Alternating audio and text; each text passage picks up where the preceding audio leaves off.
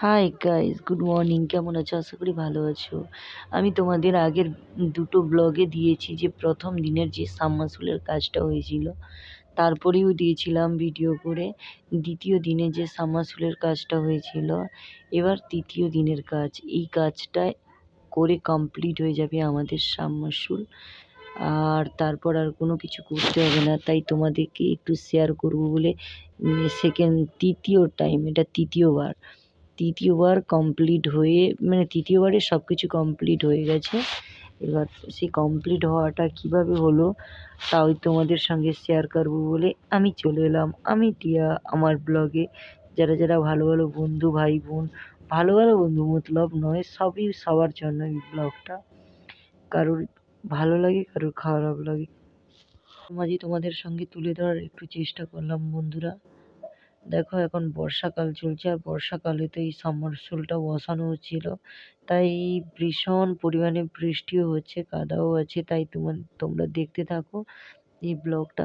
কি পরিমাণে কাদা, যারা দেশের মানুষ তারাই জানবে ভালো করে যে কাদার কি মর্ম বা কাদা কি জিনিস, কাদামাটি কি জিনিস। কারণ যারা গ্রামে থাকে তাদেরকে প্রতিনিয়ত বেরোলেও, তোমরা তো জানো এই কাদামাটি পাক মাটি কাদা ঘাঁটা কেমন মজা। যারা গ্রামে থাকে তারা আশা করি ভালো করে বুঝবে। তাই এই দাদু আর কাকুটার সঙ্গে গল্প করছিলাম।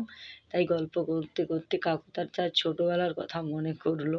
বলে, জানো তো কচি, আমরা যখন স্কুলে যেতাম, টিকরাপাড়ার স্কুলে যেতাম, তখন একজন মানে ক্যান্টিন থাকতো। আর টিকরাপাড়া স্কুলের কথা বলতে বলতে কাকু বললো যে আমাদের ক্যান্টিনে একজন মদনদা বলে একজন থাকতো।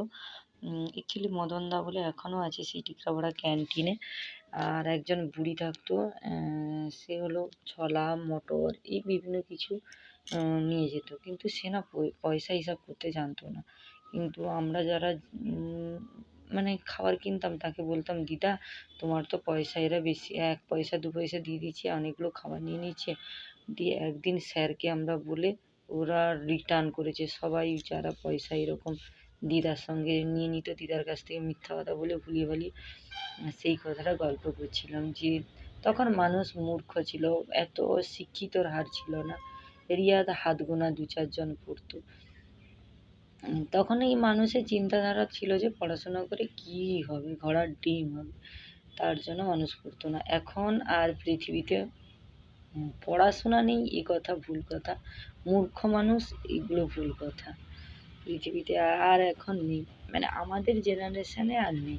আগেকার আর এই যে দাদুটা দেখছো, এই দাদুটার যুগে ছিল, আর আমাদের যুগে কি আর এখন আছে? হয়তো আছে, থাকতেও পারে। যারা পড়াশোনা চায় না তারা করে না, কিন্তু আমারও তো বিশ্বাস হয় না এখনকার দিনে কেউ পড়াশোনা করে। ভুল কথা, তাও আমি বললাম তোমাদের সঙ্গে। আর এই যে ড্রেনটা করা আছে, কী হবে বলো তো বন্ধুরা? এই ড্রেনটা দিয়ে জল বের করা হবে। এই জল মানে জলটা ওয়াশ করবে, এই যে সাবমার্সিবল ওই জলটা ওয়াশ করবে। কারণ এখন তো অনেক নিচে, মানে পরিষ্কার জল পাওয়া যাবে না, তার জন্য তোমাকে সারাদিনে 3 বার মোটর চালাতে হবে, মাস্ট আধ ঘন্টা করে।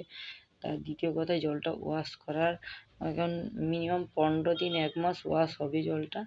এই দেখো জলটা ওয়াশ করা স্টার্ট করে দিয়েছে এরকম পুরো। আর বন্ধুরা কি পরিমাণে বালি উঠছে, নিচ থেকে তো জলটা উঠছে না, তাহলে ওয়াশ করতে করতে পুরো ফ্রেশ জল উঠবে। তাই তোমাদেরকে একটু দেখিয়ে দিলাম ওই জলটা কী রকম পুরো, এবারে পুরো যেন মানে হলুদ কালারের মতো, গাঢ় হলুদ কালার একটা। দেখো কি সুন্দর কালারটা জলেরও, আমার ভীষণ ভালো লেগেছে। জলটার কালার যেন একটা মানে ক্রিমের মতো। আর জলটাও পাতলা নয়, ভীষণ মোটা, ওর সঙ্গে বালি আছে না, তার জন্য এরকম মোটা। দেখা এই কাকুটা কীভাবে কি সুন্দর করে একটা ড্রেন বানিয়ে দিল, ড্রেন বানিয়ে জলটাকে ওয়াশ করছে। এবার জলটার কেরামতিটা দেখতে থাকো।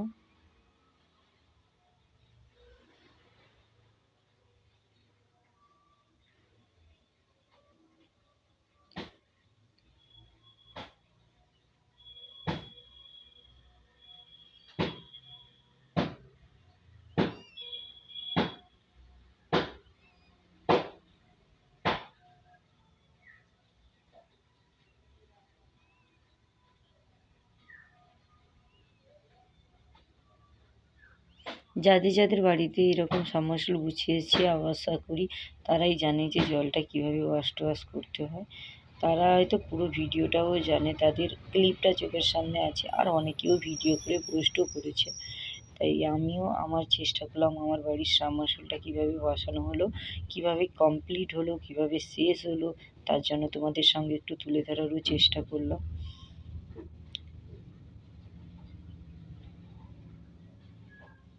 এই যে বেরেলটা দেখছো, এক বেরেল পুরো ওয়াশ করতে মানে ওই যে মোটর নয়, যে বড় মেশিনটা দেখেছিলাম আগে, ওই মেশিনটাই পুরো এক বোতল তেল গেছে। তেল মানে ক্যারাস তেল গেছে, কারণ ও মেশিন তো ক্যারাস তেল চলে না। দেখো গাইস কি সুন্দর জল বেরিয়ে গেছে। তোমাদেরকে ওখানে এরকম ক্রিম পাউডার পাওয়া যায়, এটাকে আমি এমনি মজা করলাম বোনেদের সঙ্গে।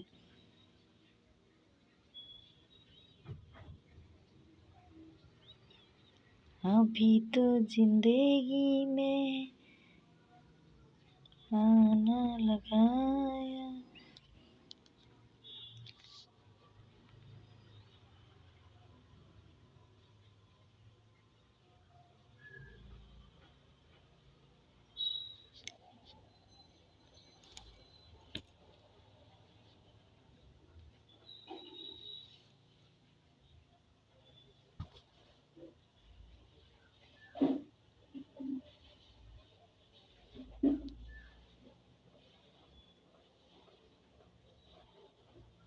কি পরিমাণে জলের স্রোতটা যাচ্ছে দেখো বন্ধুরা, প্রচুর পরিমাণে স্রোত যাচ্ছে, জলটা পুরো ওয়াশ হচ্ছে বলে আর সাবমার্সিবলের কি স্পিডে জল বেরোচ্ছে কি বলবো।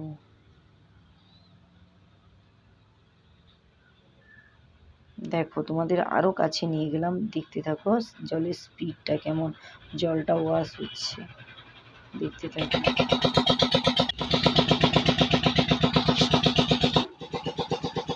চলো তোমাদেরকে দেখিয়ে দিলাম। এই দেখো বন্ধুরা, যাদের যাদের ফর্সা হওয়ার ইচ্ছা এই জলটাই চান করলে কোনো cream powder lotion face wash কোনো কিছু লাগবে না। দেখো বন্ধুরা, এই জলটাই যে চান করবে সে এবারে ফিট ফর্সা হয়ে যাবে, কালারিং হয়ে যাবে। দেখতে থাকো আমাদের লোকটা বনির ভিতরে কেয়ার করে কেয়ার করে কেয়ার করে কেয়ার করে কেয়ার করে কেয়ার করে কেয়ার করে গো গো গো গো গো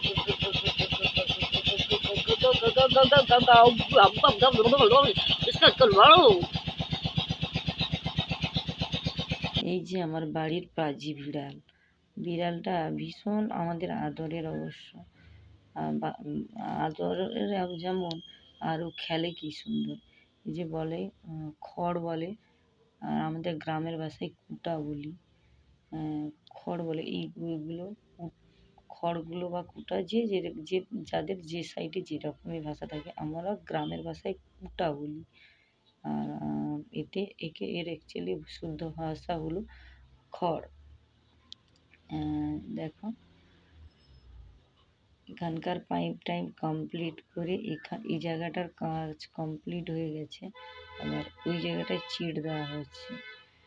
তার জন্য তোমাদেরকে একটু দেখিয়ে দিলাম ওই জায়গাটা কি সুন্দর পুরো ঘেঁষে পুরো হয়ে গেছে। কাকু দাদুর সঙ্গে বলছি, কাকু দাদুকে বলছি আর তো তোমাদের সঙ্গে দেখা হবে না, তাই তোমাদের সঙ্গে একটু কথা বলে নিই। তাই কাকুদের দাদুদের ছোটোবেলার কথা, কত গল্প, কত মানে জমে রাখা কত আড্ডা, তাই একটু কাকু দাদুদের সঙ্গে একটু শেয়ার করলাম, একটু কথাও বললাম, খুব ভালো লাগলো। তো ইয়ার্কি বলছিলাম যে আমাদের বাড়িতে সাবমার্সিবল হয়েছে, আমরা ভীষণ এক্সাইটেড। দেখো পুরোটা কীভাবে বানায়, লোকের বাড়িতেও তো হয়েছে শুনেছি বাবু, আমরা অনেক কোটিপতির বাড়ি না, আমরা মধ্যবিত্ত মানুষ, গরিব মানুষ নয়, ওই একবারে মধ্যবিত্ত। আমরা খেতে মাখতে বর্তমান আমাদের অতটা অভাব হবে না আপাতত, কারণ আমার বাবা খুবই পরিশ্রমী, খুবই মানে কি বলবো তোমাদের, অতটা আমাদের অত খারাপই অবস্থা না যে একবারে ভিখারি করি, তাও আমাদের যতটুকু আছে, যতটুকুই গ্রামের মানুষ যতটুকুই আছে তোমাদের সঙ্গে একটু তুলে ধরবো। হ্যাঁ বন্ধুরা, আমাদের বাড়িতে সাবমার্সিবল ছিল না ঠিকই, আমাদের নলকূপ ছিল, নলকূপে সেই জল খেতাম, এখনও খাই। তাও মানে আমাদের বাড়িতে তো ভীষণ বড় বড় জার্সি গরু আছে, তার জন্য ওদের প্রত্যেক দিন মিনিমাম 3 বেলা করে জল খায়, ওদের চান করানো হয়। আমাদের পুকুর আছে, পুকুরের জলে কেউ ব্যবহারই করে না বলতে গেলে।